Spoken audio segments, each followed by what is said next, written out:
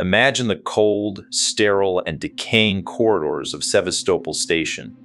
You know these halls. You have crept through them, holding your breath, paralyzed by the sheer, unadulterated terror of the perfect organism. Alien, Isolation is widely regarded as a masterpiece of survival horror, a game that stripped you of your power and forced you into a deadly game of hide-and-seek with a creature of pure, instinctual nightmare.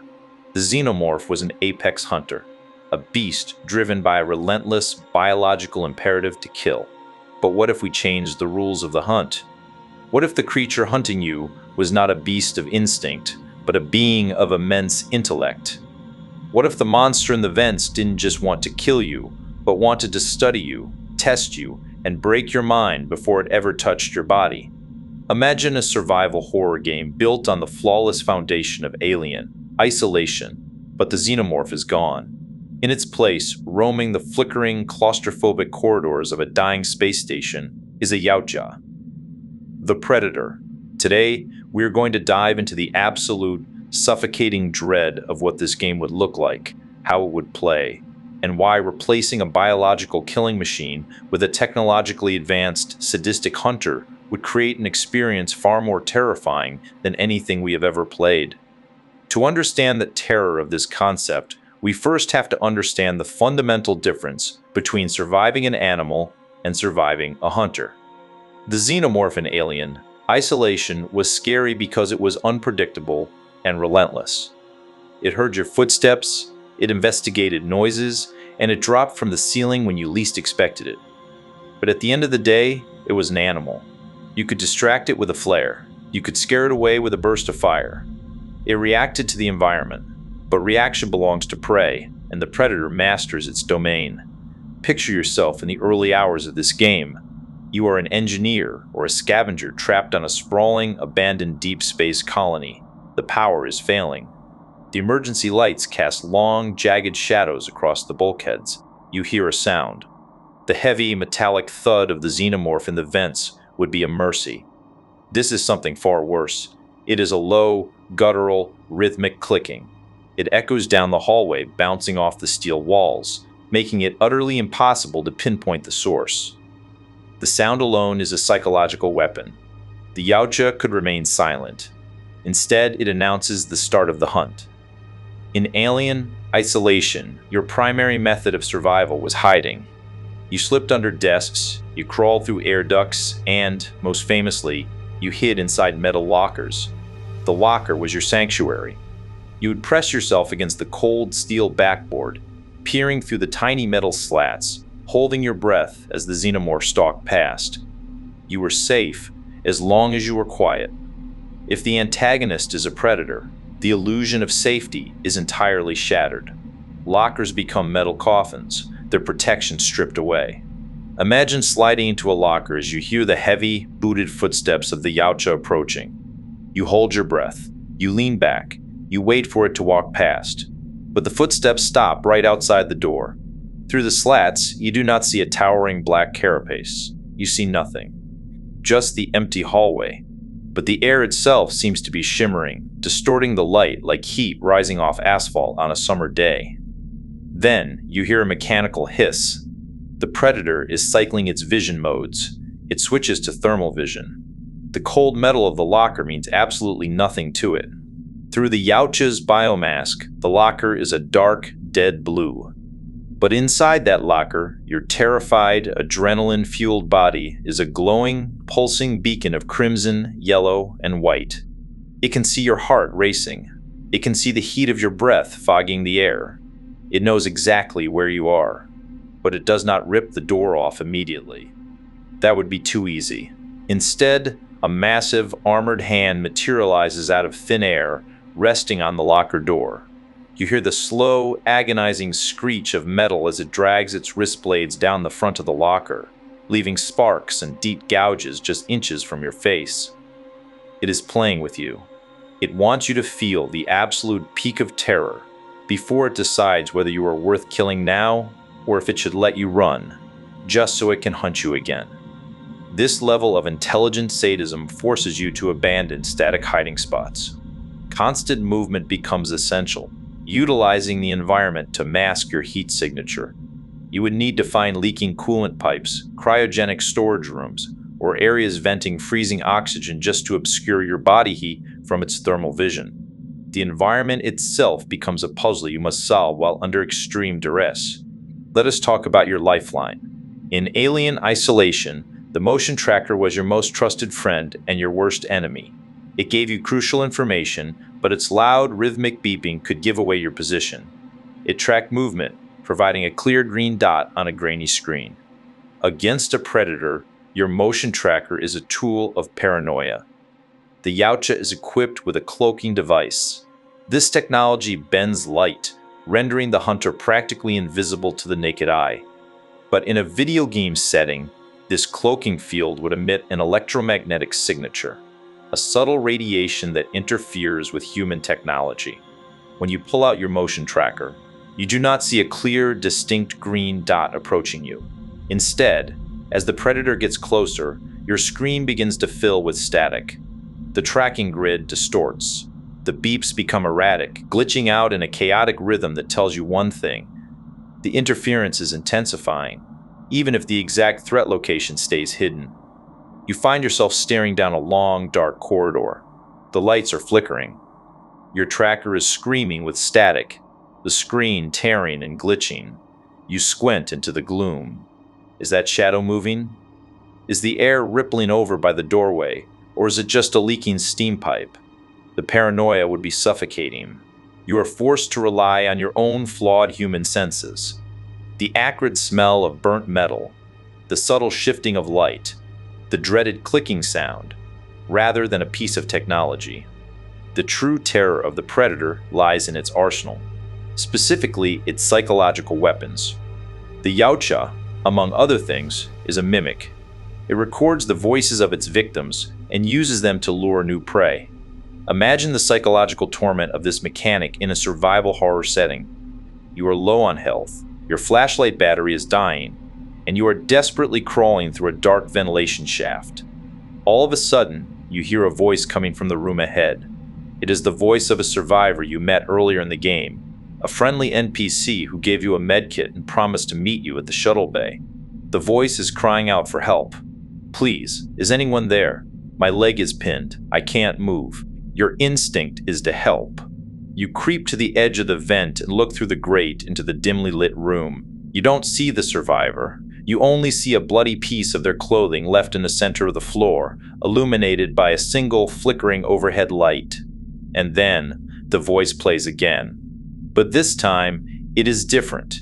It isn't echoing from down the hall.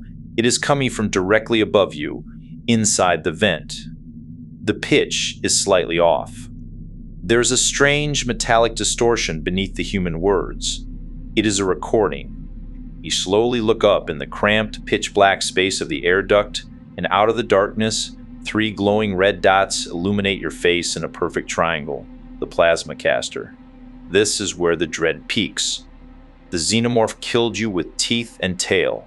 It was brutal and fast. The predator kills with precision.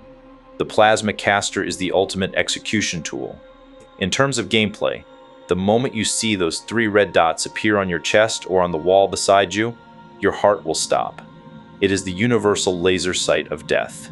You have exactly 1 fraction of a second to dive behind cover before a bolt of superheated blue plasma vaporizes the space you were just occupying. The game would constantly play with this fear. You might be walking across a catwalk overlooking a massive engineering bay. Suddenly, the 3 red dots appear on the wall right in front of you. You freeze. The dots slowly trail down the wall, slide across the floor, and come to rest directly on your chest. You know the hunter is watching you from the shadows, ready to eliminate its target, but it does not fire. It simply turns the laser off and vanishes, leaving you trembling in the dark. It is testing your resolve. It is seeing how you react under the threat of instantaneous death. This brings us to the combat, or rather, the illusion of combat. In Alien Isolation, you eventually procure a flamethrower. This weapon was a game changer. It didn't kill the alien, but it terrified it.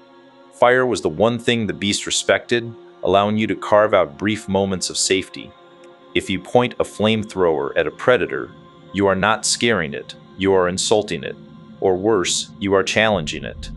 The Yautja species thrives on planets with extreme environments. They hunt in blistering heat. A gout of flame will not send a predator scurrying into the vents. If you unleash your flamethrower, the fire washes over the shimmering cloaking field, illuminating the massive armored silhouette of the hunter. It stands perfectly still, letting the flames lick against its biomask. By drawing a weapon, you fundamentally change the rules of engagement. In that moment, you cease to be a frightened animal meant for sport. Your teeth are bared. Your intent is unmistakable. You stand openly as a warrior. The predator uncloaks. It lets out a horrifying, booming roar that rattles the very structural integrity of the room. It retracts its plasma caster. If you want to fight, it will honor that. It extends its dual serrated wrist blades with a sickening metallic snick. Now, the sadism is gone. It is replaced by absolute, focused, and honorable brutality. The AI in this scenario would be revolutionary. A Xenomorph AI acts on a leash, tethered to the player's location, constantly rubber banding to keep the tension high. A Predator AI would be a tactical mastermind. It would learn from your habits. If you constantly use flares to distract it, it will eventually stop looking at the flare and start looking at the dark corner the flare was thrown from. If you rely too heavily on EMP mines, it will begin to use its agility to traverse the ceiling or the walls, avoiding the floor entirely. Think about the save stations. In Alien Isolation, reaching an emergency phone felt like winning a battle without firing a shot. You would sprint to them, desperately waiting for the agonizing 3 seconds it took to punch in your keycard and save your progress. A predator would recognize this pattern. It is a hunter that studies its prey's behavior. It notices that you constantly seek out these glowing terminals. Imagine the sheer terror of finally reaching a save station after 30 minutes of excruciating, stealthy survival. You are bleeding, you are out of items, and you just want to save your game. You walk up to the terminal, you reach out your hand. Suddenly, a heavy metallic net drops from the ceiling, slamming you to the floor. It tightens at once, razor-sharp wire slicing into your suit. The predator never stumbled onto you by chance. It turned your sanctuary into a trap. It knew you would come here and waited patiently in the rafters, watching you crawl toward your own demise. The environment would be littered with these traps. Laser tripwires that don't trigger alarms, but silently alert the hunter to your exact sector. Bear traps forged of alien metal hidden in the shadows of the ventilation shafts. The game forces you to not only look out for the hunter, but to meticulously scan every inch of the floor, the walls, and the ceiling for the lethal surprises it has left behind. To survive this game, stealth would only get you so far. Cunning would be the deciding factor. The environment itself would have to become your weapon against the Yautja. Hacking terminal systems to trigger massive, deafening alarms in other sectors to mask your footsteps. Overloading generators to create massive thermal blooms that blind the predator's biomask. You would constantly be playing a high-stakes game of three-dimensional chess with a being that is physically and technologically superior to you in every conceivable way. The narrative climax of such a game would differ from a massive explosion or a grand boss fight in which you suddenly overpower the beast. Survival horror is about enduring, not conquering. The climax would be a battle of attrition, a grueling, desperate sprint to the last remaining escape pod while the station tears itself apart around you. The predator, recognizing that its prey is about to escape, discards all cloaking, all traps, and all psychological warfare.